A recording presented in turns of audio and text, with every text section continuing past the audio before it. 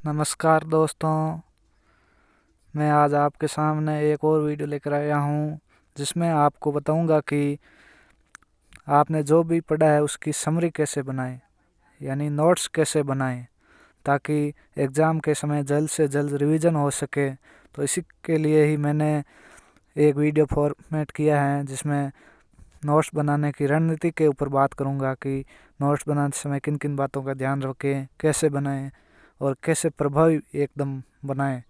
तो इसको शुरू करने से पहले मेरी एक आपसे विनती है कि आपको ज़्यादा से ज़्यादा इस वीडियो को शेयर करें।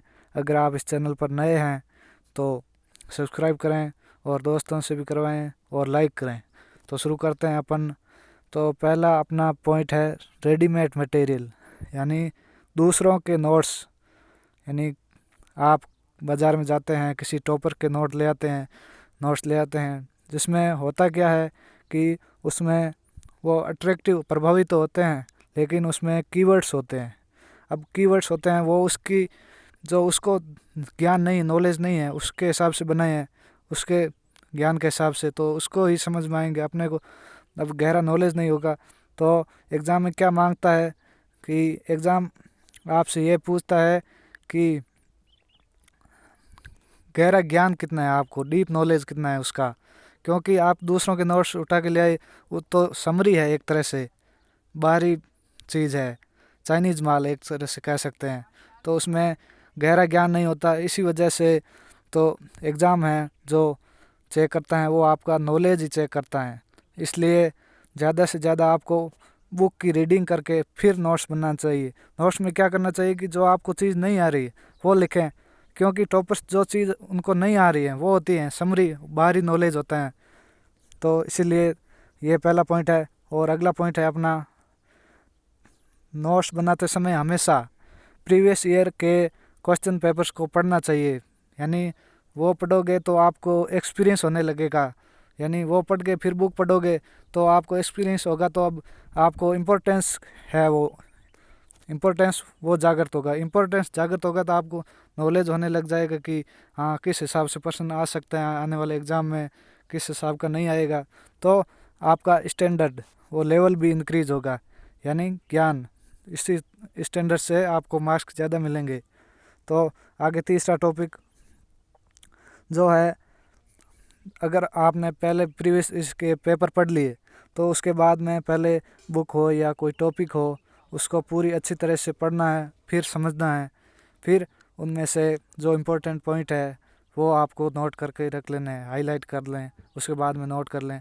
तो इससे क्या होता है कि आपके विचारों की भावना है, विचार उत्पन्न होते हैं नए नए, और उसमें फिर नई आइडिया आते रहते हैं। इसी तरह आपको जो इम्पोर्टेंट चीज़ है, इम्पोर्टेंट पॉइंट है, वो आप अलग करने में सक्षम होते हैं इस वजह से। तो अगला आपका चौथा पॉइंट है, यानी नोट्स के नोट्स है वो आपके पूरे टॉपिक का 1:4 होना चाहिए। मतलब कि जैसे मान लो 100 शब्द का कोई टॉपिक है तो उसमें से आपको कम से कम 20 शब्द है वो इम्पोर्टेंट निकालने चाहिए, कीवर्ड। उसी के बेस पर ये 100 शब्द है, 20 शब्दों पर क्लियर होने चाहिए। यानी जो इम्पोर्टेंट चीज़ नहीं है वो कोई ज़रूरी नहीं, आपको आती है वो कोई ज़रूरी नहीं नोट्स में लिखें। जो आपको नोट्स में नहीं आती है वो चीज़ लिखें। अगर कोई कीवर्ड ले लेते हो, कीवर्ड के बेस पर भी आप ज़्यादा कोई एक्सप्लेन है वो बना ले कीवर्ड के बेस पे, तो इससे क्या होगा कि आपको एग्ज़ाम के समय रिवीजन में आसानी होगी और टाइम की बचत होगी। यानी सेम बुक की तरह लिख लोगे तो वो कोई नोट नहीं रहेगा। इसलिए आपको टाइम की बचत करनी है और ज़्यादा कम से कम समय में रिवीजन भी करना है। तो इसी वजह से आप नोट्स बनाओगे। और पांचवा पॉइंट है अपना, मुख्य बिंदु कीवर्ड पर आधारित नोट्स होना चाहिए। पहले ही मैंने बता दिया इसमें। यानी आप कीवर्ड ले लो, कोई कीवर्ड लोगे तो उसके बेस पर आप अपना पूरा टॉपिक है उसको इर्द गिर्द घुमाओ। और कोई मतलब फिगर ले लो या कोई चिन्ह ले लो, संकेत ले लो, उसी के आधार पर होना चाहिए। जो क्या होते हैं वो इम्पोर्टेंट होते हैं। मतलब एक कीवर्ड पर सारा टॉपिक कवर हो जाता है आपका। इससे क्या होगा, टाइम की भी बचत होगी।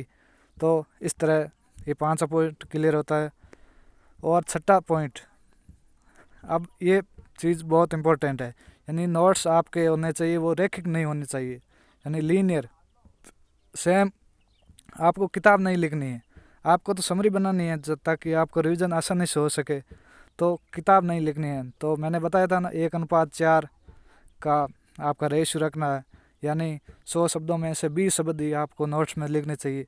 तो इससे क्या होगा, समय की बर्बादी होती है। अब अगर लीनियर बना दोगे, पूरी कॉपी किताब छाप दोगे, तो वो फिर मतलब का नहीं रहा, ठीक है। और नॉट इजी फॉर रिवीजन, ये रिवीजन के लिए भी आसान नहीं है, तो इसीलिए ये नोट्स आपके रिवीजन के लिए आसान हो, इसलिए लीनियर मत बनाओ। तो बस आज के इस सेशन में इतना ही था। Thank you all of you. अगर आप इस चैनल पर नए हो तो सब्सक्राइब कीजिए, लाइक कीजिए और दोस्तों के साथ ज़्यादा से ज़्यादा शेयर कीजिए। और जो कोई भी समस्या है आपके सामने उसका कमेंट ज़रूर करें, और इस वीडियो को ज़्यादा से ज़्यादा शेयर करें। और आगे आने वाले वीडियो में मैं लेकर आऊँगा एनसीईआरटी पर नोट्स और बुक्स पढ़ें कैसे, तो उसके आधार पर लेकर आऊँगा। तब तक के लिए धन्यवाद, और ज़्यादा से ज़्यादा सपोर्ट करें। धन्यवाद।